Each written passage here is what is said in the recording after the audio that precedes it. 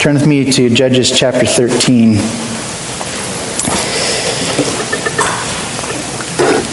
By the way, be praying for Pastor Tyler and Stephanie and the kids. They're enjoying some well-earned vacation time these weeks, and I'm not quite sure where they are. That's probably good. We probably shouldn't know where they are because we would pester them. But just if they come to mind, be praying for them. They've had a busy season of ministry, and for those of you who have kids in our youth ministry, you know it's been just a wonderful season as well.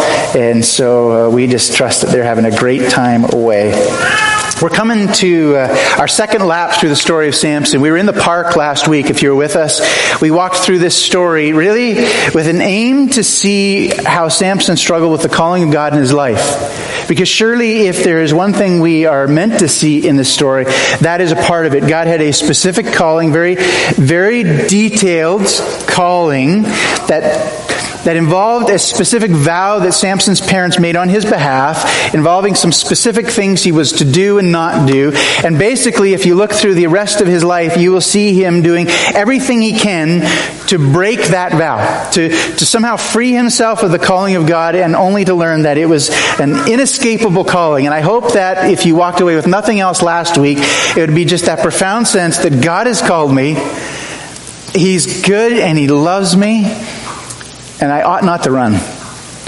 I just ought to surrender to Him, trust Him, and align my life with His calling on my life. But we're not done with Samson's story yet, because there's some other things we need to see. In fact, we're not done this week, we're going to do one more lap next week. So we got 3 full laps. And the reason I didn't break it into like chapter 13 one week and 14 the next is I think we see better the pieces of his story when we look at the whole thing from chapter 13 to 16 of Judges. So that's kind of why we're doing it this way. So here's the plan this morning. The plan this morning is kind of to reverse engineer his life. So you know what that means. I know for those of you who have kids or grandkids, or you've been around kids, you will know what it means to reverse engineer something. It's when you take something that was working perfectly fine and you put a screwdriver into the hand of some 6-year-old and they take it all apart, or maybe they were 10 and they thought they could get it back together. They were sure they knew how the pieces fit, but by the time or if you come over to my garage, you will see this happening. It doesn't stop. 44, still taking us, take apart stuff. It's like, I thought I could get it back together. Right? But you do it because you think you can improve it or learn something. That's what we're going to do with Samson's life. We're going to kind of pull it apart because there's some things that we need to learn. Another way maybe to look at this is kind of maybe more my bent, is sort of like the crash test sort of dummy sort of scenario where you take a perfectly good car, for those of us who love cars, this is painful, and you crash it into a wall. Right? Why do they do that? It's not for entertainment. It's not because they're trying to just ruin perfectly good cars and cost themselves money. It's with the confidence that if we did that and studied it, there'd be something we would walk away from learning. We could do better in the future, right? That's why they do that kind of thing. We want to do that with Samson because really the whole story of Judges is just essentially one large crash test over and over. The tragedy of the story is that no one seems to be learning anything. It doesn't get better. It's not like every generation sort of successfully sort of gets a little bit better than the one before, and by the end they figured it all out. It's going the opposite direction. They seem to be kind of sliding further and further into a dark hole. But hopefully as we look at this, we don't make those same mistakes. Hopefully as we look at it, we can step back and say, yes, Samson did some foolish things. But maybe if we looked and considered those things, we could avoid some of the mistakes he made. That's our hope. So that's what we're going to do this morning, looking specifically at the issue of how he dealt with temptation and sin. In fact, if you want a sort of a title, I'm not big on titles, but if you wanted a title, you could call this like Judges Part 18, or something a little more exciting, How to Give In to Temptation. Which I know sounds like a funny title because we already know how to do that, but the goal is looking at what happens in Samson's life so that we don't repeat his mistakes. There's where we're going this morning. Now, just sort of the refresher, so we're all on the same page. Judges ends with a verse that goes something like that. Like this. In chapter 21, I think it's verse 25. In those days, there was no king in Israel. Everyone did what was right in their own eyes. That's sort of the summary statement of the whole book. That describes chapter 1, verse 1 to the end of the book. A day where there was no king, even though there was, and his name was the Lord. And everyone did what was right. They acted upon what they thought was right in their own eyes. Here's the problem. When we come to places like chapter 13, verse 1, we read a statement like this. The people of Israel again did what was evil in the sight of the Lord. Right? And so there's what they thought was right in their sight, and then there was what God said was right in His sight, and the two things were not the same thing.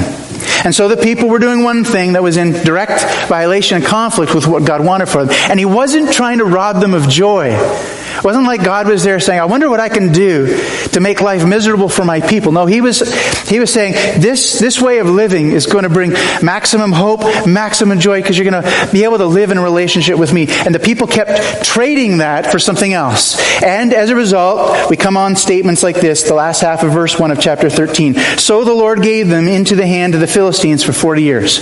Now that little statement, let's just kind of dwell on that for just a minute. That's the longest time in the whole book God will give Israel over to the enemies. So we've got a plot line that goes something like this, over and over. We're on our 7th time through this. It goes something along these lines. The nation of Israel took their eyes off the Lord. They chose sin, an idol, something other than God, to trust and hope in and treasure. As a result, God hands them over to their enemies to discipline them. And so they go through a time of oppression and testing. Eventually they cry out to the Lord, because that's what we do when things get hard. We remember Him. They cry out. God sends a deliverer called a judge. That's the term. That's why the book's called Judges. These men and women that God raised up to save His people. The judge comes, brings freedom and deliverance, and as long as the judge is alive, there's salvation. There's often it's called rest. The people of Israel are at rest. And then the judge dies, the people forget the Lord, and we repeat. And we've been through this now 7 long times. But every time we've done it, gone through the cycle, parts of it start to go missing. I hope you've seen that. That's the point of Judges. It's showing us sort of the slow decline of a nation. By the time we get to Samson, you'll notice there's going to be no deliverance. It's like, well, when do we get to the good part? When does he get rid of the Philistines? He doesn't. But probably even more troubling, and I think very intentional, is there's no cry out to the Lord. There's not going to be a moment where the people, under the weight of the oppression, say, Lord, please come and save us from the Philistines. So what is going on? Here's the situation at that point. We're talking 3,300 years or so ago.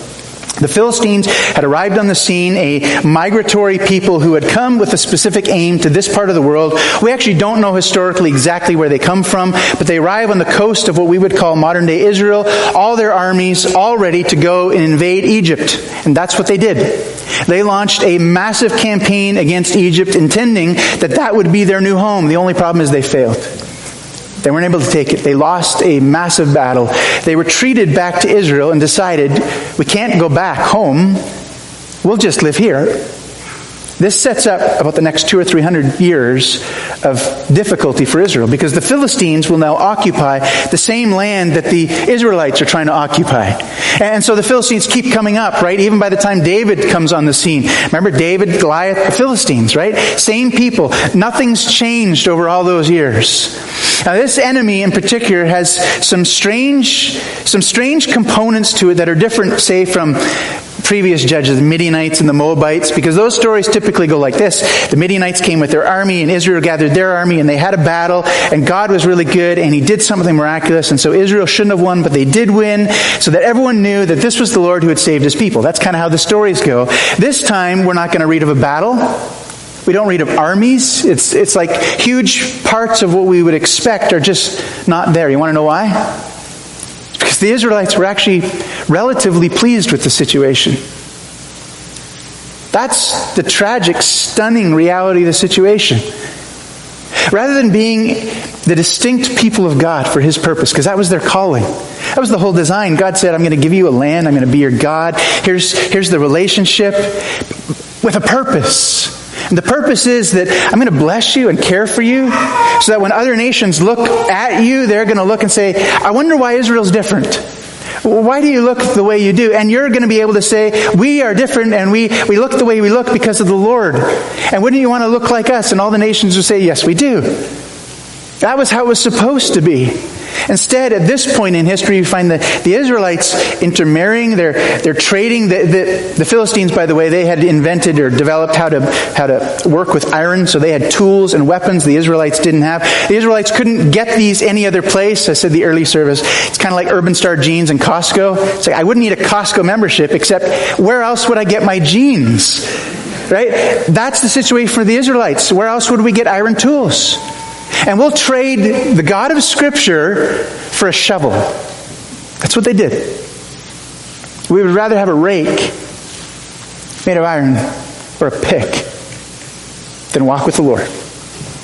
In the middle of all that, no crying, because they like it. God sends one man to begin deliverance. His name will be Samson. Now we're told a few things about his life in chapter 13. We're actually, interestingly enough, we're told two specific things about his life. One is he will begin the deliverance, but he won't complete it. He's not going to actually get rid of the Philistines. Right from the beginning, we know this. So we shouldn't be surprised by the end, but still sort of in our hearts, I hope we're a little surprised, a little shocked, a little disappointed. That, we're told, the other part is that his parents will make over his life something called a Nazirite vow. Now, if you were to go to number 6, you will see the detailed instructions on what this meant. But it essentially means that you were to have nothing to do with vines, like the grapevines or products that come from grapevines. You would have nothing to do with a dead body of any variety. And you were not to cut your hair. Now, I actually was sort of curious. I try to picture these things. You probably do that too, right? I wonder what Samson looked like. I gave you my theory last week. I think he was probably scrawny looking. I don't think he looked like Arnold Schwarzenegger in his prime. Because you remember when the Philistines are trying to figure out, why is he so strong? They keep wanting to know what's the secret.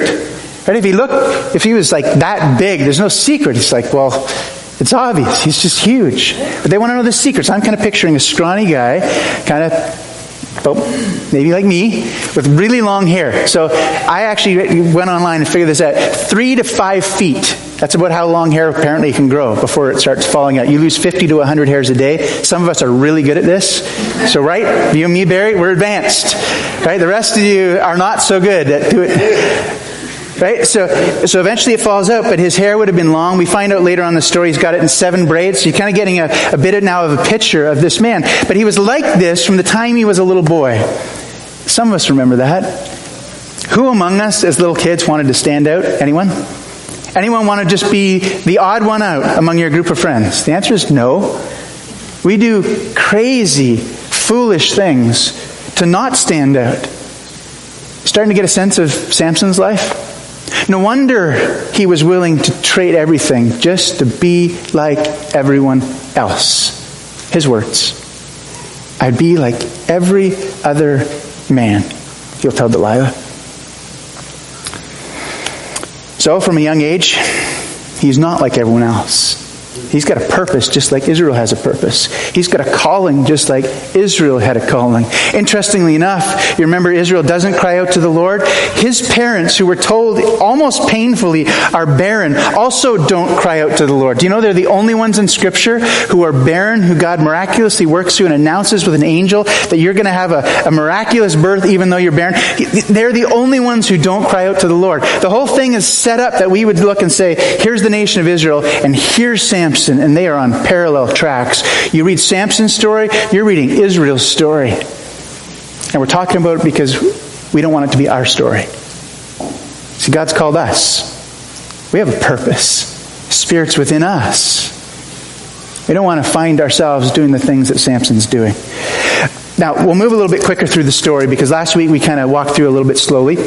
By the time we really pick up Samson, it's in chapter 14. The first episode of his life, of his adult life, is him going to Timnah, which is a Philistine border town. So he's crossed over the border, and we might expect, knowing the background of what Samson's supposed to do to stand up against Philistine oppression, that this will be the moment he will raise an army and he will bring people with him and they will go to battle. Instead, we discover he's gone there because he's looking for a woman.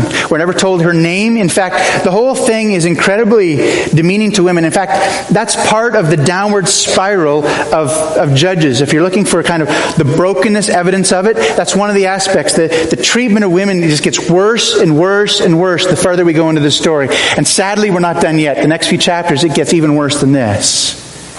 But through this story, you're just going to see some pretty brutal things happening. He goes, and here's the critical phrase in chapter 14. He sees, and he wants, and he takes. Why? Literally, because he decides something's right in his own eyes. She is right in my eyes. Now, there's a few back and forth trips. Samson keeps going to Timnah, coming home as he tries to sort of arrange this marriage, work things out with his parents.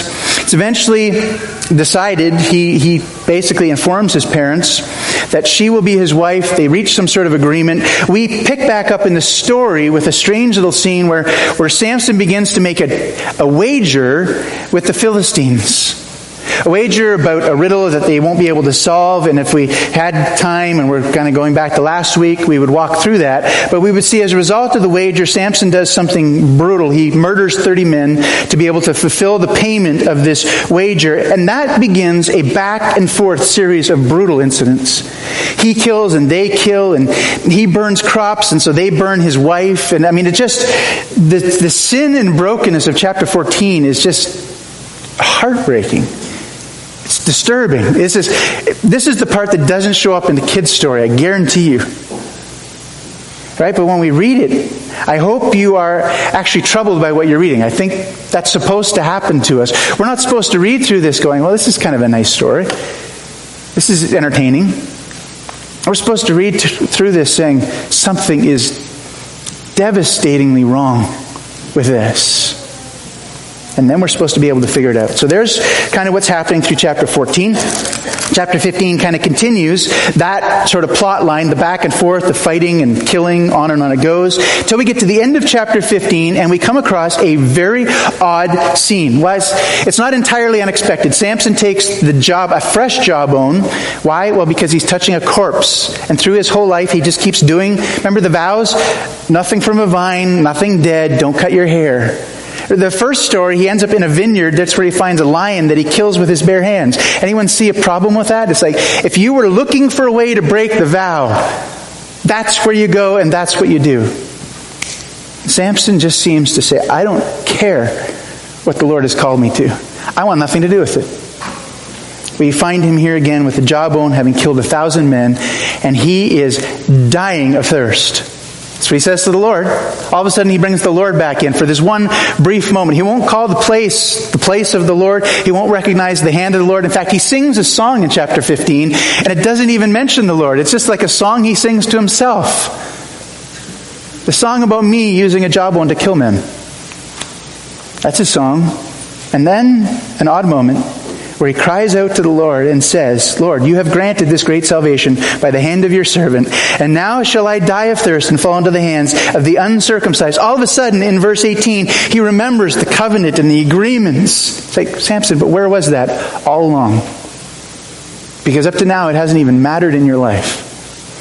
Now, if you were to think of that scene, just kind of picture it. Here's a man dying of thirst, and then God in verse 19 does something in response. He splits open the ground and out comes water. Does it remind you of any other moments in Scripture? It should. It should remind you of a couple moments earlier in the Old Testament when the Israelites were in Exodus, coming through the wilderness, calling out to God. It's like, God, you brought us out in the wilderness. Did you do this just to kill us? Because we're dying of thirst. And how does God answer? He splits a rock and provides water.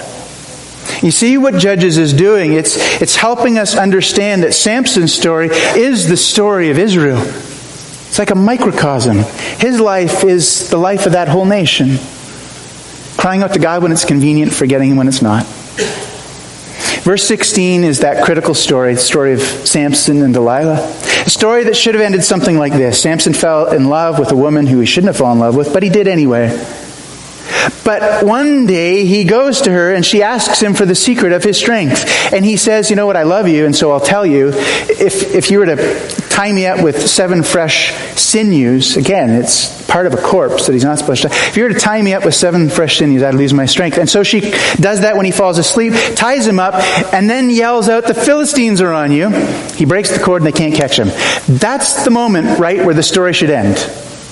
Please, right? Where he goes, oh wow, what a fool I've been. I've been blinded by the love, the infatuation, the lust I've had for this woman, but now I've seen She doesn't love me. She wants to destroy me. So I will go back home and return to the Lord. Wouldn't that be a great ending? And do the things he had fully intended for me to do.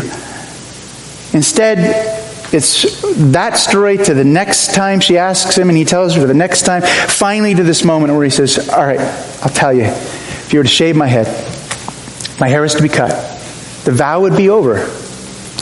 He understands it. That's the troubling part. We had hoped maybe some of us who were following along the story, maybe he just didn't know. Maybe his parents didn't fully instruct him in what the vow meant and what his responsibility. No, he fully knows. He tells her, explains the whole thing in agonizing detail. His hair is cut, his strength is gone. The last scene of his life, he's taken as a prisoner, eyes gouged out. He can no longer see. That's done. Put between two pillars in a Philistine temple. Cries out to God. And even in his death, he leaves us wishing for more. God, give me strength just one more time. Actually, it's more like, God, give me strength this once. Isn't that funny? It's like as though somehow God hadn't done it before, that was him. Just give me strength this once, that I may avenge your name, your glory, something. No, my eyes. Let me just die with the Philistines. Let me expand what he's saying there, what I think is the most natural way to read that. Let me die with the Philistines like a Philistine among the Philistines, because this is actually where I feel at home. After all they've done, let me just die here like them. Now there's our story. I hope I've destroyed the storybook version of that. You know, the precious moments, Samson and Delilah, that kind of thing. I mean, you never look at this story the same way. What do we do with it when we take it apart? Here's what I want to show you this morning. I want you to see just one idea. And here's how I want to explain it. When the gap between the impulse and the action shrinks. You know what I mean? Like when you want to do something, there's this temptation before you. No, you shouldn't. It's not the right thing to do or to think or to say. When the gap between that moment and the action that follows it shrinks. The gap between what God wanted for you and what will happen grows. That's how it works. The more that gap shrinks in Samson's life, the further away what could have been becomes. And I think the same thing is true of our lives. When we instantly act on our impulses, what could have been vanishes. And so here's the take home. I'll give it to you really, really plainly. Grow the gap. Now let me explain this a little bit. I don't mean grow the gap in the sense that, temptation comes and I want to say this thing, but I'll bite my tongue for an hour and then I'll say it. I mean, grow the gap. Temptation, the impulse, build in some time here. Because what I think will happen is as we build in time and are able to think about this temptation, we'll be able to actually understand what's going on. We'll be able to actually analyze it and think it through and see it for the lie that it is. See, when we act instantly on the impulses, we don't realize the lie that's there in front of us, because all sin's a lie. It's a pleasure, but it's fleeting. Even Scripture concedes that point. Sin is a fleeting pleasure. I mean, it is a pleasure. That's why temptation is tempting. If it wasn't, it wouldn't be tempting. But it's fleeting. In other words, you do, you say, you think, you act on the thing, you get sort of the instantaneous pleasure, and then all of a sudden it vanishes, and you're left sitting there saying, hold on a second. I'm not any better. I'm worse off. But it's too late. I've said it. And all of a sudden the consequences are all that's left, because all sin does is rob. It's all it does. It doesn't add anything. It just takes. Now, all through Scripture we have a long track record of God's people being a people of waiting. Ever notice that? I mean, you notice that. If you're following Jesus, you've noticed that. You've prayed, you've recognized that what Isaiah 64:4 tells us plainly, that God is a God who acts on behalf of those who wait, is inherently what his nature is. He acts when we wait. It's what makes him different than all other gods. See, all other gods are instant gratification gods. Right? That's why they were tempted to follow other gods. We do our thing and God makes it rain tomorrow. We do our thing and God answers my prayer in 15 minutes. Right? That's the temptation of what the other gods offer, but they can never follow through. God acts for those who wait, which is why we get these long, long passages over and over again that describe Christian character, what it means to be people who follow Jesus, and it often brings the idea of patience and waiting. I'm just flipping through my notes so I can find some of these passages. Let me read just a couple for you. It goes something like this. Luke 8, verse 15. This is one of the classics. Jesus talking about soils. You know how he often did that? Using soils to kind of describe people in response to truth. Here's what he says in verse 15. As for the good soil, so this is the good one, right? As for the good soil, they are those who, hearing the word, hold it fast in an honest and good heart and bear fruit. Probably nothing surprising there, right? What's a good soil? They grab hold of the word and they hold it fast and they bear fruit. My problem is the verse isn't finished. There's two more words. They bear fruit with patience.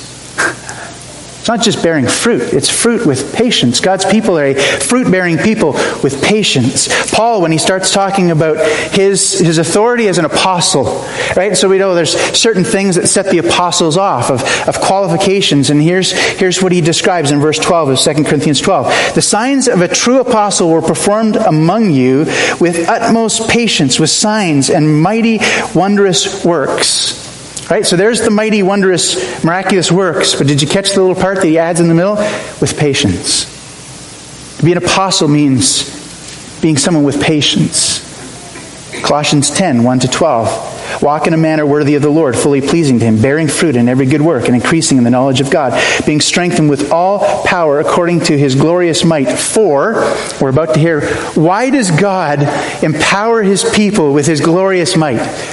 What on earth would be his purpose to do that? He takes all his might, his glorious might, and then he uses it on your behalf to do something. You ready for this? Because you got an answer. It's like, think of an answer in your head. Here it is. For all endurance and patience. All the might of God used so that we would be a people of endurance and patience. Because I think something happens when we open up that gap. I think that's the moment where we resist the devil and he flees. That's the moment where we are slow to speak and something good happens as a result. That's the moment where we can capture thoughts and take them prisoner rather than acting on them. You see, because I think we all know stories of people who didn't do that. In fact, we are the story. And aren't your worst moments in life the moments where there was an impulse and you acted, and then you looked back a day later, an hour later, a week later, and you thought, why would I have been so foolish? Let me tell you why. Here's why you were so foolish. Here's why I'm so foolish in those moments. Because the impulse, the temptation looked really good. It offered a variety of hope. And we looked and thought, if I do, think, say, act in that way, something good will happen. And it did for this long. And then it vanished.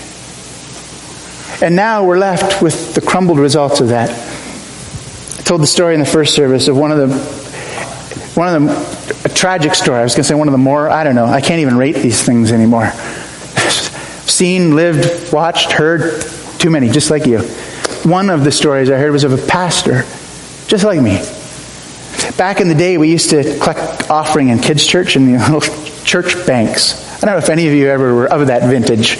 I raised in church, basically. We didn't almost need a house. Could have just lived in the church. But there was these little banks, and they were on the tables in a church room, like in the Sunday school rooms, and kids would bring their offering and put them in the little church, and then they would gather the offerings up and send them off to a missionary. That's how, kind of what they did in kids' church.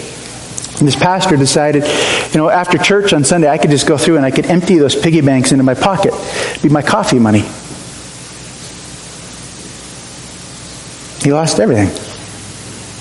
Rightly so, because what a foolish thing to do. But I don't think the first day he went and he opened up the piggy bank, he thought, you know what? Today's the day. I think I want to lose everything. This is going to be great. At $1.50, I can have a coffee, and then everything will vanish. But it's worth it, because this is going to be a great coffee. Now, is coffee good? Did the coffee taste good? Probably. If you like coffee. If you don't, your answer is different, right? He took the $1.50 out of the little church piggy bank. He went and he drank a coffee. Did the coffee taste good? Yes. What happened 15 minutes later? What happened 5 months later, however long this game went on? There were moments of pleasure. And then it was all gone. Because that's what sin always does. Right? And some of you right now are stuck in that. You see, we are incredibly efficient people. This terrifies me to death. Right? We're efficient. We're really good, right? So if you know this, right? If you've ever had an argument with someone, a reoccurring one. Have you ever had one of these? Maybe someone that you work with, and day one it takes you like an hour to get through it. Like it takes things start to slowly heat up, and by the end you're either into the yelling or the silent or whatever route you go. Right? It takes a while. If you have the same argument or issue over and over again, you get to the end faster and faster and faster. It's how we work. Right? So 3 months later, if you're still having the same issue, you don't need an hour to get to the side. You walk in the door, you see the person, you go there right now. We do the same thing with sin. The first time we're going to step over the line, we wrestle, we weigh, and then we jump in. And then it just gets easier and easier, and the gap shrinks and shrinks and shrinks. And what I would beg of you is grow the gap. Grow the gap so that you can actually look and say, you know what? If I do act in that way, will it really bring me hope? What will happen tomorrow or next week if I keep doing that thing? It doesn't add, it's going to rob. There's a man by the name of John Bloom. He talks about this very thing. He uses a term called the mirage moment. We'll end with this. He talks about this idea that when someone, you've seen the movies, right? And someone goes out into the wilderness. I've never actually seen this in real life. They go into the desert and then they think they see water, this oasis thing, a mirage, but it's not really there. And they know it's not really there. Right? They've been there before. They've seen this place. They know there's no water in the middle of the desert, right? But something in their eyes tells them there is. It's a false hope. It's not actually going to satisfy because there's nothing actually there. He talks about this very same thing in the context of sin. We have a mirage moment where we look and we say, if I do, say, act, think, oh wow, it's going to satisfy. But it's not really there. There's nothing real. There's no substance. He says in Genesis chapter 3, we have our first mirage moment. Adam and Eve know full well what God says about that particular tree. You know the tree I mean. The one thing they weren't supposed to eat from. They know the consequence. And then Satan comes along. Listen to what he says to them. You will not surely die. This is Genesis 3. For God knows when you eat of it, your eyes will be open. You'll be like God, knowing good and evil. So when the woman saw that the tree was good to eat, what happened there? She knew it wasn't good. Had she seen it before? Yes, she'd seen it before. But all of a sudden, a mirage is there before her. She sees the tree differently in that moment. This tree is good to eat. And she acts. We know the sad consequence, but not just of her story, of so many stories. So, Emmanuel, when we read Samson's story, if we want to be people who do life differently than him, to get to a different place than he gets, grow the gap. Build the gap between that impulse and the action. Consider it, wrestle it through in the gap. Think about what's being offered to you. Think about what God has promised to you. Because he will be glorified when we grow the gap and trust in him instead of the promise of sin.